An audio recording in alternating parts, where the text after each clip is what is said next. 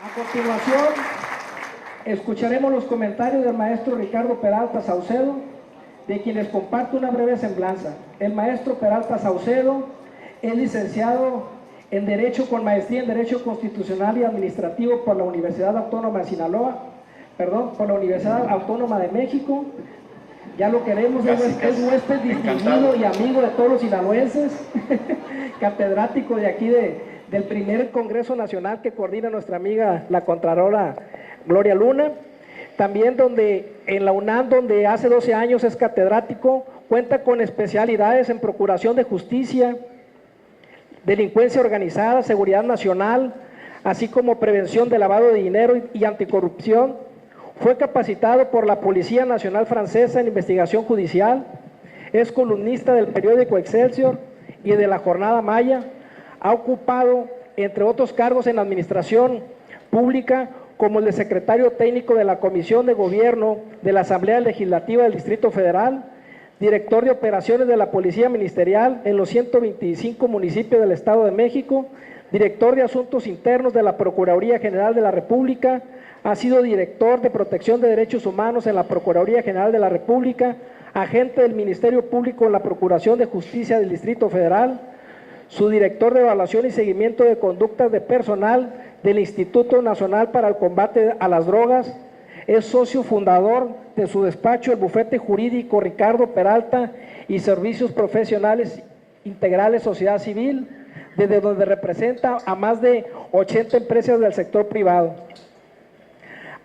Ha impartido conferencias, diplomados, talleres y cursos sobre el sistema penal adversarial, así como el Sistema Nacional Anticorrupción. Actualmente es candidato para ocupar el cargo de fiscal anticorrupción propuesto por la UNAM ante la Jocopo por el Senado, ante la Jocopo por el Senado de la República.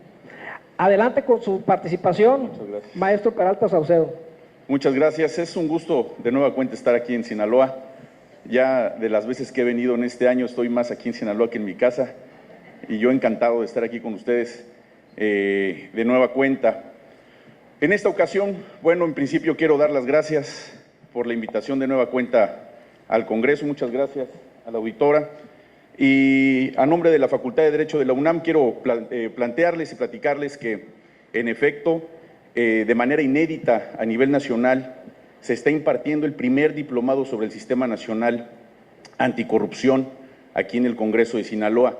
Y digo de manera inédita porque además la Universidad Nacional es la primera vez que diseña como traje a la medida un diplomado con estas características, con esta innovación que es el nuevo Sistema Nacional Anticorrupción. Voy a hacer muy breve en mi participación o hacerlo lo más breve posible.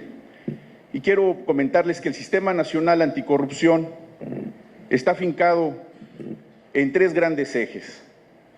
El primero de ellos es la fiscalización, la transparencia y la investigación de los delitos especializados en materia anticorrupción. Quiero hacer aquí una referencia. La Auditoría Superior de la Federación ha presentado más de 700 denuncias ante la Procuraduría General de la República, todavía Procuraduría General de la República, eventualmente, después de la reforma al artículo 102 constitucional, será la Fiscalía General de la República. Tomando en consideración que hay un rezago de más de 70,000 carpetas de investigación, anteriormente averiguaciones previas dentro de toda la Procuraduría, hay 700 denuncias presentadas por la Auditoría Superior que por supuesto no han sido resueltas. De todas ellas, solamente el 5% ha sido consignada ante la autoridad judicial. Y de ese 5% hay una sentencia que además resultó ser absolutoria. Entonces, como ustedes pueden ver, la creación de las fiscalías especializadas en hechos de corrupción no tendrán pretexto para tener rezago en la investigación de los delitos, porque es precisamente una investigación especializada en la cual solamente se dedicarán a hacer investigación en ese sentido, es decir, en hechos de corrupción.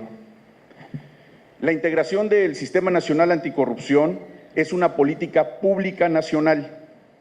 Es un ejemplo de cómo sí se puede integrar a la sociedad civil a la toma de decisiones. Y en este particular me refiero al Comité de Participación Ciudadana, que eventualmente se tiene que armonizar con todo el país para tener los comités de participación ciudadana locales.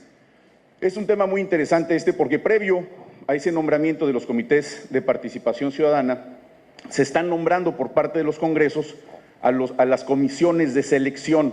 Estas comisiones de selección que también la integran ciudadanos dentro de la misma localidad que tengan una serie de características.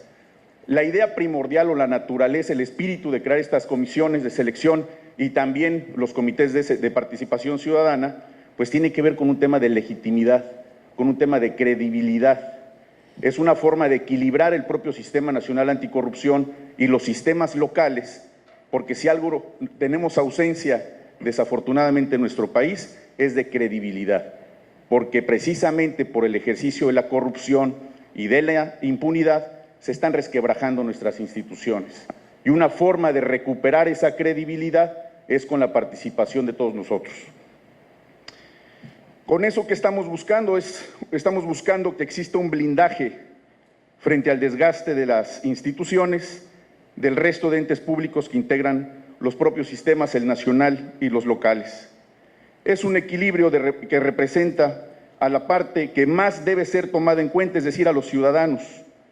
Esto en la parte conceptual, porque la elección de sus integrantes debe de caracterizarse por la meritocracia, la transparencia, la independencia y autonomía, es decir, que son y que tienen ADN ciudadano, porque si no también se puede convertir esto en una simulación de que aparentemente tienen una participación 100% ciudadana, pero en realidad tienen algún interés político con algún grupo, con algún partido político, y los ciudadanos que pertenezcan a los grupos o a los comités de participación ciudadana deben de ser completamente apartidistas. Vamos a decirlo de una manera más coloquial, tienen que ser daltónicos, no deben de reconocer ningún color.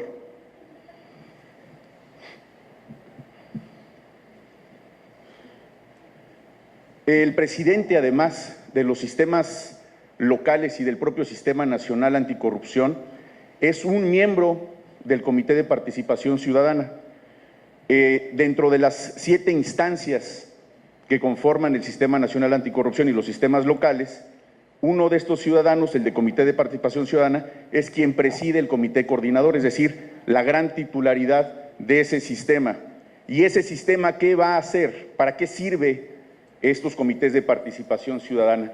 No son un artículo solamente de decoración, no son estéticos, sirven nada más y nada menos para hacer el diseño de las políticas públicas en materia anticorrupción.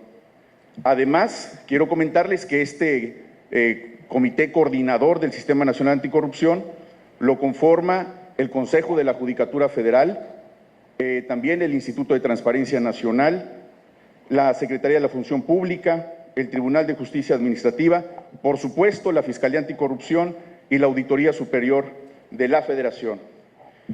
Estas políticas públicas, pues en principio son para prevenir todos los actos de corrupción que conocemos, pero bien decía aquí quien me antecedió en la palabra, no solamente la corrupción, sino también la impunidad. Tenemos 3 bases entre las cuales se basa nuestro sistema, en las cuales estas 3 bases, si no se entrelazan entre sí y trabajan de manera integral, es absolutamente una simulación. Por eso es importante que establezcamos lo siguiente. Hay una gran discusión ahora nacional con cierta justificación. La propia Constitución establece cuáles son las funciones y cuáles son las facultades tanto de la Cámara de Diputados, la Cámara de Senadores y del Presidente de la República en cuanto a quienes pueden nombrar, a quienes pueden designar en ciertos cargos públicos. Como ya lo mencioné, esas 6 instancias, excepto el Comité de Participación Ciudadana, son designados o por la Cámara de Diputados o por designación presidencial o por la Cámara de Senadores. El Comité de Participación Ciudadana, por eso le doy ese énfasis, tiene que tener ese equilibrio ciudadano, porque aunque lo nombra la Comisión de Selección, es un equilibrio entre los entes del Estado mexicano entre los entes del Estado en una entidad federativa y es la relación directa con todos nosotros como ciudadanos. Por eso es tan importante que esa conformación de los comités de participación ciudadana es la más importante de los comités y del propio Sistema Nacional Anticorrupción, y los locales tiene que estar revisada con microscopio, donde todos ellos aguanten cualquier tipo de investigación en sus bienes, sus relaciones personales, sus relaciones políticas, por sus bienes, por supuesto también sus relaciones con otros entes de poder que no necesariamente tienen que ser públicos, sino cualquier ente de poder que puede ser de carácter privado o financiero. La Auditoría Superior del Estado de Sinaloa es un integrante neurálgico y vital para el correcto funcionamiento del sistema local anticorrupción. Sinaloa se ha caracterizado por mantener y acrecentar la apertura a la cuenta pública, la vigilancia que desde el Congreso se realiza no solo es una obligación legal, sino también una obligación social y, por supuesto, una obligación moral. Es muy importante la labor de la Auditoría Superior del Estado, que si no se realiza esta actividad con toda pulcritud y oportunidad, se pone en riesgo nada más y nada menos la viabilidad de gobernanza del propio Estado. El flujo presupuestal sin vigilancia abre las puertas al desvío y al saqueo. De ahí la importancia de contar con funcionarios patriotas, comprometidos con causas, no con cargos, con un alto grado de compromiso social y visión de estadista, no de régimen o partidista, sino apegado a la verdad, la legalidad, el principio de inocencia, que hoy es una de las bases de la legalidad y además constitucionales, pero principalmente el titular de la Auditoría Superior del Estado, como es este caso, el caso de nuestra auditora, que es objetiva, eficaz y firme. Desde la creación de los órganos fiscalizadores dotados de independencia, se ha avanzado en la regulación. Hoy pueden hacer mucho más que antes. Pueden realizar auditorías en tiempo real a los gobiernos. No es necesario que se espere a la conclusión del año fiscal. Como ustedes saben, anteriormente se tenía que concluir la gestión de una administración y posteriormente esperar los resultados. Además, se han ampliado los términos de responsabilidades hasta 7 años. Como ustedes saben, antes eran 5 años. Es decir, se busca con esto que la impunidad se vaya eliminando y aquellos que tuvieron bajo su cargo la administración de recursos no queden impunes en caso de alguna irregularidad. Se pueden auditar fideicomisos, se pueden auditar sindicatos, partidos políticos, asociaciones y cualquier ente que reciba presupuesto público. Las sanciones pueden aplicarse a servidores públicos y también de manera innovadora, como ya también se mencionó, también a particulares. Hay que recordar, y recordando también aquí una pregunta que hizo quien me antecedió, que los actos de corrupción en efecto por lo menos se necesitan 2 personas, pero en realidad se trata de una red y de distintas redes que operan con diversos negocios ilícitos. Yo he nombrado en varias de mis participaciones a estas grandes redes y además que es una de las organizaciones delictivas más peligrosas y poderosas del país. Le he denominado el cártel de la corrupción, que lo integran incluso diversos subcárteles. Por eso es que es tan peligroso el cártel de la corrupción, por todo lo que a continuación voy a señalar. Quiero decirles que además la Auditoría Superior del Estado es el principal proveedor de denuncias por conductas delictivas ante las fiscalías especializadas en materia de hechos de corrupción, es decir, las fiscalías anticorrupción. Sin embargo, siempre se tiene que perfeccionar y fortalecer su estructura y legislación. Se les debe de dotar de más independencia, autonomía, mayor presupuesto y ampliar su ámbito a todas las esferas donde exista, por mínimo que sea, presupuesto público. Esta parte es muy importante. Solamente 2 estados de la República tienen a las auditorías superiores con autonomía de gestión y completamente ajenas a cualquiera de los órganos del Estado mexicano. Esta parte es la más importante. Hasta que no se les dote, precisamente incluso con analogía que les señalaba a ustedes, acerca de la designación que se hace por parte de los senadores, diputados y presidente de la República. Si comenzamos con la Auditoría Superior del Estado, la Auditoría Superior de la Federación, a otorgarles esa autonomía, comenzaremos lo que le he llamado yo también esta gesta anticorrupción. ¿Cómo? Empezando a cortar los cordones umbilicales de la dependencia primordialmente política a estas instituciones del Estado. Porque hoy, en todo el país, incluida la Auditoría Superior de la Federación, es claro y es normal, es natural y está legalmente establecido así, que existe, por supuesto, una subordinación de carácter político. La gran diferencia es quién opera esos órganos, esas instituciones hoy. Por eso hablaba hoy de nuestra auditora, que no solamente sé que es eficaz, es firme y es objetiva, es ajena a los colores partidistas, ajena a los intereses políticos. Por eso ha dado buenos resultados en este estado de Sinaloa y es palpable.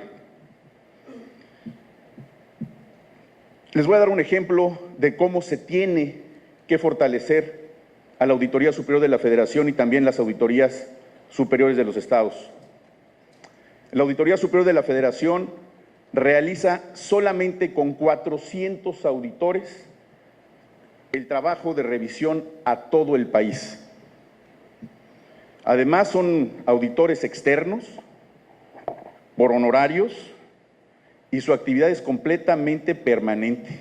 Yo he propuesto en varios foros que se tiene que quintuplicar esa fuerza de la Auditoría Superior para ir poniendo diques a la corrupción. Si tuviéramos más auditores que que solamente realicen de manera especializada ese trabajo de revisión a todos los entes que reciben presupuesto público, no estaríamos en los lugares de corrupción o de percepción de la corrupción como hoy nos encontramos. De 180 países auditados por el organismo internacional Transparencia Internacional, de 185 países, ocupamos el número 135, no muy lejano de Somalia, que es el país más corrupto del mundo y con condiciones sociales, políticas y económicas completamente distintas a las de nosotros. Ya quisiera Somalia tener la riqueza de un municipio de Sinaloa para un fin de semana, ya lo quisieran. Allá la gente se sigue muriendo de hambre. Tampoco es justificación que la pobreza sea un factor para la corrupción. Habla de la fortaleza institucional. Además, es muy importante que todos los auditores que pertenezcan a las auditorías locales y federal formen parte también de un ejército de personas certificadas y pasadas a todos los más estrictos controles de confianza. Nada más y nada menos están revisando no el dinero del gobierno, el dinero de los ciudadanos. El erario es el dinero de los ciudadanos, administrado por los gobiernos, que son cosas muy diferentes. Y aquí doy un dato. En el 2016, la cuenta pública del dinero auditado por la Auditoría Superior de la Federación ha arrojado un faltante por comprobar, del cual todavía no se resuelve al 100%, de más de 302,000 millones de pesos. 302,000 millones de pesos que no se encuentran en nuestro país. Esa cifra de dinero no solamente alcanzaría para poner más de 100 campus universitarios de la Universidad Nacional en todo el país, fortalecer las universidades públicas en todo el país, 302,000 millones de pesos. 61,000 millones de pesos nada más del estado de Veracruz. Y cuando escuchamos que el gobernador del estado nos dice que ya recuperaron 2 departamentos de los 61,000 millones de pesos, yo creo que no son los resultados que estamos buscando como ciudadanos. El dinero es de nosotros, no nos están haciendo ningún favor como ciudadanos, es parte de la obligación de los ejecutivos Es parte de la obligación del Poder Ejecutivo y del Judicial simplemente cumplir con su labor legal para lo cual fueron electos o designados. No les tenemos que aplaudir, les tenemos que señalar cuando realicen un acto incorrecto. Y tenemos que señalar también cuando logran éxitos. El día de mañana, que en vez de decirnos que a un exgobernador de Tamaulipas no lo pudimos extraditar a México porque en virtud de los convenios internacionales en derechos humanos no era propicio traerlo a nuestro país por el sistema penitenciario y entonces fue concedida la extradición mejor a los Estados Unidos, el día que oigamos noticias diferentes, digamos, no nos importa que esté tanta gente en la cárcel, y me refiero a estos ejemplos desafortunados de corrupción en nuestro país. No queremos a todos ellos en la cárcel, además no se readaptan ni se reinsertan a la sociedad. Queremos el dinero de regreso, queremos que esos activos que hoy no aparecen a nivel federal y a nivel local sean reintegrados a la hacienda pública para utilizarlos a donde se debieron haber ocupado. Es de ahí la enorme importancia de dotar con más atribuciones a las auditorías superiores, que colaborando con las contralorías, que hoy pueden investigar y pueden sustanciar sus procedimientos, podrían hacer más para seguir poniendo diques a la corrupción y a la impunidad que tanto han dañado a nuestras instituciones y a la población. Además, tristemente, México también ocupa el último lugar del índice de percepción de la impunidad. Este índice de percepción de la impunidad, elaborado por la Universidad de las Américas de Puebla, internacionalmente ocupamos ese lugar desafortunado, no solamente en el mundo, sino también, por supuesto, en nuestra región en América Latina. Además, insisto, no solamente es lamentable, sino que pone en riesgo nuestra nacionalidad.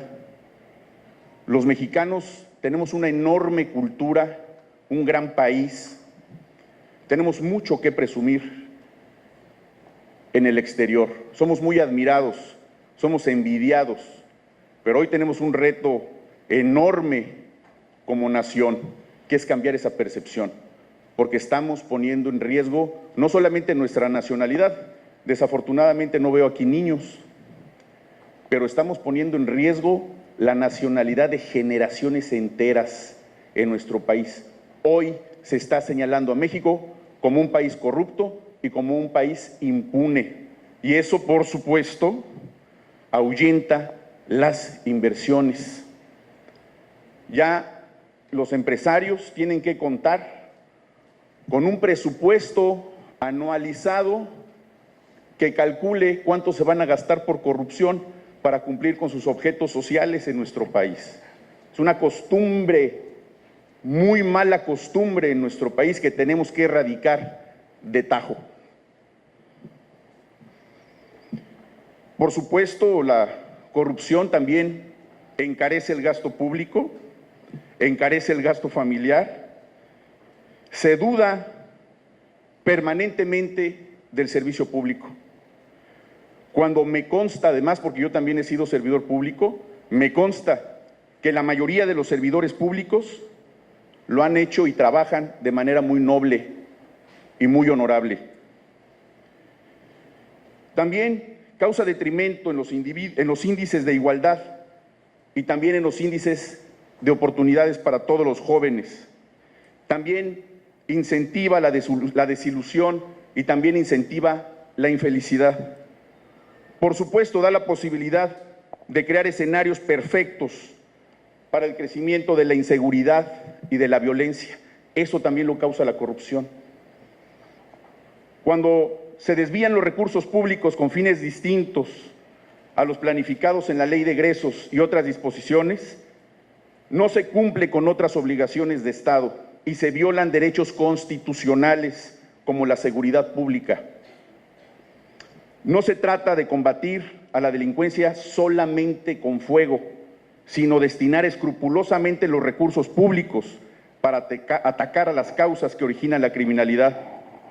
no se trata con este comentario, bajo ninguna circunstancia, de criminalizar a la pobreza, sino de dotar de herramientas a las generaciones de jóvenes de este país para hacerles jóvenes mexicanos útiles, sanos, productivos, cultos, acrecentarles o incluso crearles el amor a México que sí tenemos nosotros. Nuestra generación sí le tenemos mucho amor a nuestro país, pero muchos jóvenes están completamente desilusionados. Hoy hay muchos que viven en una situación que seguramente, si hubieran tenido opciones de desarrollo personal como lo tuvimos nosotros, no se hubieran integrado a grupos delincuenciales. El país está agraviado. Los escándalos de corrupción son mayores y más frecuentes que el Estado de Derecho. Estos emblemáticos y penosos saqueos no se hubieran conocido si no se hubieran comprometido las auditorías superiores con la sociedad y con el cumplimiento de la ley. La forma correcta de hacer historia es ir de la mano con la gente que confía en sus líderes, donde la transparencia, la fiscalización y la rendición de cuentas es pública y disponible permanentemente. No se debe de buscar el aplauso fácil, sino sentirse satisfecho del deber cumplido. Ser servidor público debe ser un honor, pero tenemos que restablecer entre todos esa dignidad como servidores públicos. Tenemos que restablecer la confianza, la verdad, la lealtad, la honradez. Son valores vitales para la convivencia humana. Tenemos que hacer de la auditoría una práctica común, pero que no sea un instrumento político, sino una herramienta valiosa que evite el encono, prevenga el abuso y señale oportunamente a los traidores, porque esos son los corruptos, son traidores al país. Si los gobernantes hace algunos años no hubieran distraído los recursos públicos, no tendríamos los alarmantes sucesos de corrupción, violencia, desplazamientos y ausencia de recursos, que por cierto aún no aparecen, como ya lo mencioné, y que debieron usarse en favor de lo más valioso que tiene México, que es la juventud. Quiero felicitar a la Auditoría Superior de Sinaloa por estos primeros 10 años de muy buen trabajo. Los retos son todavía muchos, pero también los éxitos son visibles aquí en Sinaloa. Sinaloa es un estado próspero. Han disminuido los índices de violencia y de inseguridad. Eso significa que se aprendió de la dura lección que duró décadas en este estado. Pero no se puede bajar la guardia. Hay que recordar que quien olvida su historia está condenado a repetirla. Muchísimas gracias. Mucho agradecemos la participación del maestro Ricardo Peralta.